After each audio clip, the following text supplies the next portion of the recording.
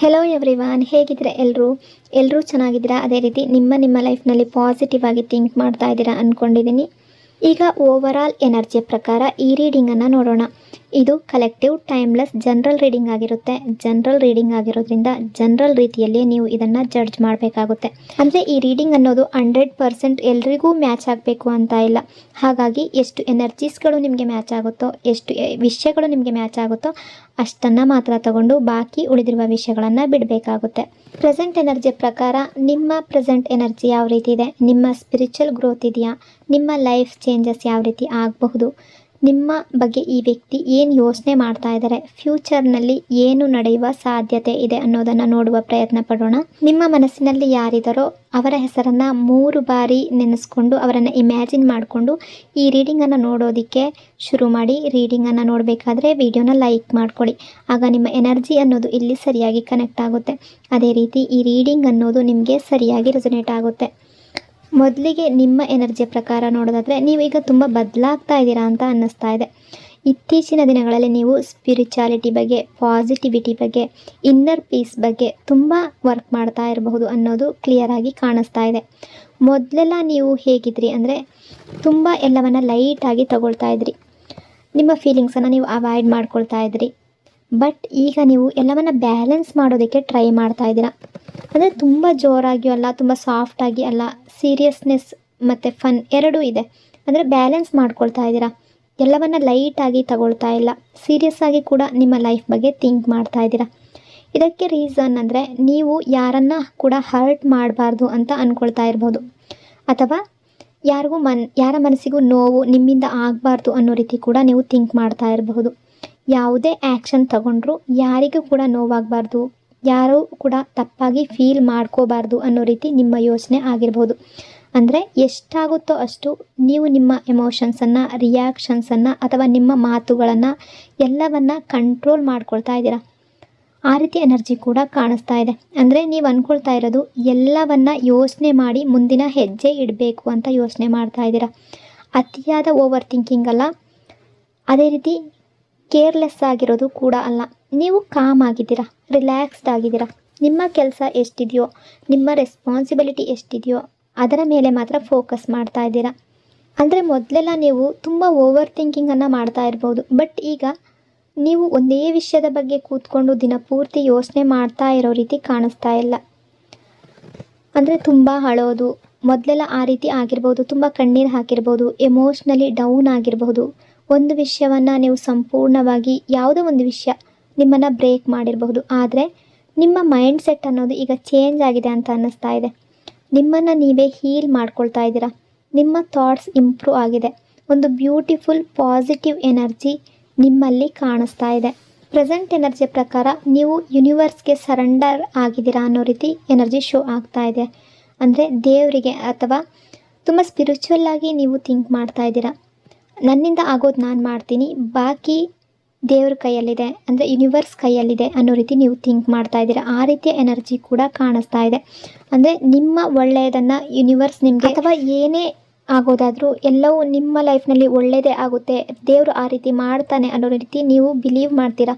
ಆ ರೀತಿಯ ನಂಬಿಕೆಯನ್ನು ಈಗ ಇಟ್ಕೊಂಡಿದ್ದೀರಾ ಅನ್ನೋ ರೀತಿ ಕೂಡ ಎನರ್ಜಿ ಶೋ ಆಗ್ತಾ ಇದೆ.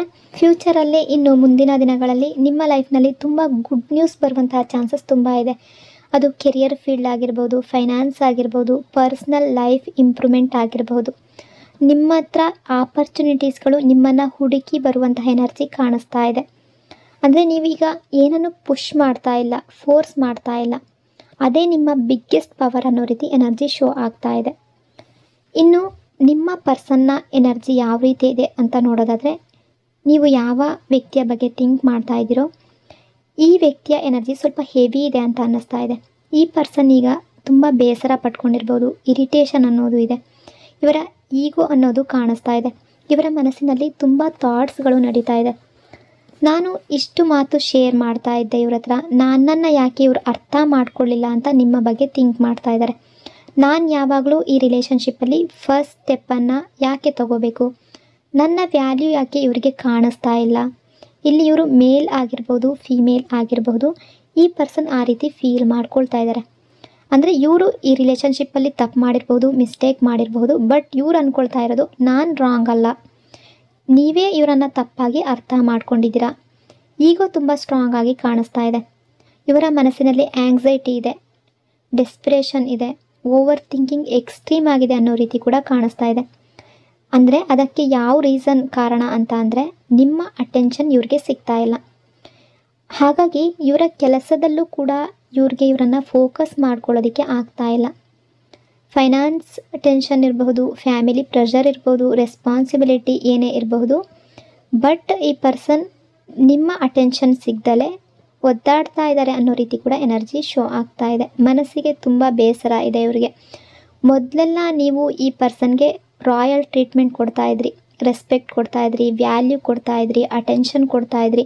ಇವ್ರು ಮಾತಾಡಿಸ್ದೇ ಇದ್ರು ನೀವಾಗೆ ಕಾಲ್ ಮಾಡೋದು, ನೀವಾಗೆ ಮತ್ತೆ ಮತ್ತೆ ನಿಮ್ಮ ಪ್ರೀತಿಯನ್ನು ಹೇಳ್ಕೊಳ್ಳೋದು, ಇವರ ಬಗ್ಗೆ ನಿಮಗೆ ಯಾವ ರೀತಿಯ ಫೀಲಿಂಗ್ಸ್ ಇದೆ ಅದೆಲ್ಲವನ್ನು ನೀವಾಗೆ ಶೇರ್ ಮಾಡ್ಕೊಳ್ತಾಯಿದ್ರಿ. ಬಟ್ ಆಗೆಲ್ಲ ಈ ಪರ್ಸನ್ ಇಗ್ನೋರ್ ಮಾಡ್ತಾಯಿದ್ರು. ಕೇಳಿದ್ರು ಕೇಳಿಸ್ದೇ ಇರೋ ರೀತಿ ಇರೋದು, ಅಥವಾ ನೀವು ಹೇಳಿದ್ರು ಅದನ್ನು ಜಾಸ್ತಿ ತಲೆಗೆ ತಗೊಳ್ದೇ ಇರೋದು, ಈ ರೀತಿ ಬಿಹೇವ್ ಮಾಡ್ತಾಯಿದ್ರು. ಆದರೆ ಈಗ ನೀವು ಸೈಲೆಂಟ್ ಆಗಿದ್ದೀರ. ಅದನ್ನು ಇವ್ರಿಗೆ ಸಹಿಸ್ಕೊಳ್ಳೋದಕ್ಕೆ ತಡ್ಕೊಳ್ಳೋದಕ್ಕೆ ಆಗ್ತಾ ಇಲ್ಲ. ಇವರ ಫೋನನ್ನು ಚೆಕ್ ಮಾಡ್ತಾ ಇದ್ದಾರೆ. ನಿಮ್ಮ ಮೆಸೇಜ್ ಬಂದಿದೆಯಾ, ಕಾಲ್ ಬಂದಿದೆಯಾ ಅಂತ ನೋಡ್ತಾರೆ. ಅಂದರೆ ನೀವು ಕಾಲ್ ಮಾಡಿದ್ದೀರಾ, ಮೆಸೇಜ್ ಮಾಡಿದ್ದೀರಾ ಅಂತ ಅಂದ್ಕೊಂಡು ನೋಡ್ತಾರೆ. ಬಟ್ ಅಲ್ಲಿ ಕಾಲ್ ಅಥವಾ ಮೆಸೇಜ್ ಏನು ಬರದೇ ಇದ್ದಾಗ ನೀವು ಇಗ್ನೋರ್ ಮಾಡ್ತಾ ಇದ್ದೀರಾ ಅಂತ ಇವ್ರಿಗೆ ಅರ್ಥ ಆಗ್ತಾ ಇದೆ. ಅದು ಇವ್ರಿಗೆ ಅತಿಯಾದ ಅಗ್ರೆಷನನ್ನು ಕೊಡ್ತಾ ಇದೆ, ಸಿಟ್ಟು ಬರೆಸ್ತಾ ಇದೆ. ಮೊದಲೆಲ್ಲ ನೀವು ಎಷ್ಟೇ ಕಾಲ್ ಮಾಡಿದ್ರೂ ಇಗ್ನೋರ್ ಮಾಡ್ತಿದ್ದ ವ್ಯಕ್ತಿ ಈಗ ನಿಮ್ಮ ಕಾಲ್ಗಾಗಿ ಅಥವಾ ನಿಮ್ಮ ಮೆಸೇಜ್ಗಾಗಿ ಕಾಯ್ತಾ ಇರಬಹುದು ಅನ್ನೋ ರೀತಿ ಕೂಡ ಕೆಲವರ ಎನರ್ಜಿ ಶೋ ಆಗ್ತಾ ಇದೆ. ಇಲ್ಲಿ ಒಂದು ಟ್ರುತ್ ಏನು ಅಂದರೆ, ಈ ಪರ್ಸನ್ ಮೊದಲೆಲ್ಲ ಅಂದರೆ ಪಾಸ್ಟ್ನಲ್ಲಾಗಿರಬಹುದು, ಇತ್ತೀಚಿನ ದಿನಗಳಲ್ಲಾಗಿರಬಹುದು, ನಿಮ್ಮನ್ನು ತುಂಬ ಹರ್ಟ್ ಮಾಡಿದ್ದಾರೆ ಅಂತ ಅನ್ನಿಸ್ತಾ ಇದೆ. ಅಂದರೆ ಕೆಲವು ದಿನ ತುಂಬ ಲವ್ ಇದೆ, ತುಂಬ ಪ್ರೀತಿ ಇದೆ ಅನ್ನೋ ರೀತಿ ಇದ್ದರೆ, ಇನ್ನು ಕೆಲ ತಿಂಗಳು ನಿಮ್ಮನ್ನು ಇಗ್ನೋರ್ ಮಾಡೋದು. ನೀವು ಈ ಪರ್ಸನ್ನ ಎಷ್ಟೇ ಮಾತಾಡ್ಸೋದಕ್ಕೆ ಅಥವಾ ಎಷ್ಟೇ ಪ್ರೀತಿಯಿಂದ ಇರೋದಕ್ಕೆ ಟ್ರೈ ಮಾಡಿದ್ರೂ ಕೂಡ ಈ ಪರ್ಸನ್ ನಿಮ್ಮಿಂದ ಡಿಸ್ಟೆನ್ಸನ್ನು ತಗೊಳ್ಳೋದು, ಈ ರೀತಿ ಮಾಡ್ತಾ ಇರಬಹುದು. ಅಂದರೆ ಇವರು ಯಾವ ರೀತಿ ಬೇಕಾದರೂ ನಿಮ್ಮ ಲೈಫ್ನಲ್ಲಿ ನಡ್ಕೋಬಹುದು. ಇವರು ಡಿಸ್ಟೆನ್ಸನ್ನು ಮೇಂಟೈನ್ ಮಾಡಬಾರ್ದು, ಆದರೆ ನೀವು ಆ ರೀತಿ ಮಾಡಬಾರ್ದು. ನೀವು ಯಾವಾಗಲೂ ಇವ್ರಿಗೆ ಲವ್ ಕೊಡಬೇಕು, ಕೇರ್ ಕೊಡಬೇಕು, ಇವ್ರ ಜೊತೆ ಅಡ್ಜಸ್ಟ್ ಆಗಿ ಇರಬೇಕು, ಅಂದರೆ ಪ್ರೀತಿಯಿಂದ ಇರಬೇಕು.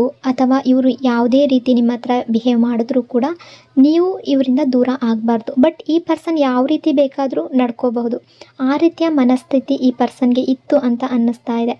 ಇದು ಜನರಲ್ ರೀಡಿಂಗ್ ಆಗಿದೆ. ನಿಮಗೆ ಎಷ್ಟು ವಿಷಯಗಳು ಮ್ಯಾಚ್ ಆಗುತ್ತೋ, ಎಷ್ಟು ಎನರ್ಜೀಸ್ಗಳು ಮ್ಯಾಚ್ ಆಗುತ್ತೋ ಅಷ್ಟನ್ನು ಮಾತ್ರ ತಗೊಳ್ಳಿ.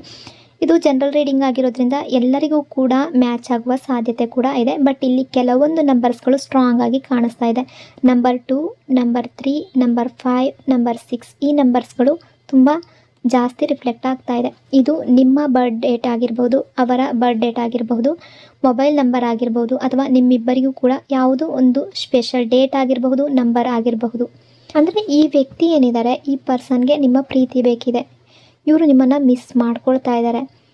ಬಟ್ ಇವರು ಇಗ್ನೋರ್ ಮಾಡಿದಾಗ ನಿಮ್ಮ ಲೈಫ್ನಲ್ಲಿ ನೀವು ಎಷ್ಟೇ ದುಃಖದಲ್ಲಿದ್ದರೂ, ನೀವು ಎಷ್ಟೇ ಹರ್ಟ್ ಆಗಿದ್ದರೂ ಇವ್ರು ಕೇರ್ ಮಾಡೋದಿಲ್ಲ. ಬಟ್ ಈಗ ನೀವೇನಾದರೂ ಈ ಪರ್ಸನ್ನಿಂದ ಸ್ವಲ್ಪ ದೂರ ಇದ್ದೀರಾ ಅಥವಾ ನೀವು ಕಾಮ್ ಆಗಿದ್ದೀರಾ, ಸೈಲೆಂಟ್ ಆಗಿದ್ದೀರಾ ಅಂದಾಗ ಈ ಪರ್ಸನ್ಗೆ ಅದರ ಬಗ್ಗೆ ಸಿಟ್ಟು ಬರ್ತಾ ಇದೆ. ಹೇಗೆ ಸಾಧ್ಯ ನನ್ನನ್ನು ಬಿಟ್ಟು ದೂರ ಇರೋದಕ್ಕೆ ಅಂತ ಇವ್ರು ಥಿಂಕ್ ಮಾಡ್ತಾ ಇದ್ದಾರೆ. ನನ್ನನ್ನು ಇವ್ರು ಮಿಸ್ ಮಾಡ್ಕೊಳ್ತಾ ಇಲ್ವಾ, ನಾನಿಲ್ದಲೇ ಇವ್ರು ಖುಷಿಯಾಗಿರೋದಕ್ಕೆ ಹೇಗೆ ಸಾಧ್ಯ? ಇಷ್ಟೆಲ್ಲ ಪ್ರೀತಿ ತೋರಿಸ್ತಾ ಇದ್ದಂತಹ ವ್ಯಕ್ತಿ ಸಡನ್ನಾಗಿ ಈಗ ನಾರ್ಮಲ್ ಆಗಿದ್ದಾರಲ್ಲ, ಸೈಲೆಂಟ್ ಆಗಿದ್ದಾರಲ್ಲ ಅನ್ನೋ ರೀತಿ ಕೂಡ ಈ ಪರ್ಸನ್ ಥಿಂಕ್ ಮಾಡ್ತಾ ಇದ್ದಾರೆ ಅನ್ನೋ ರೀತಿ ಕೂಡ ಎನರ್ಜಿ ಶೋ ಆಗ್ತಾ ಇದೆ.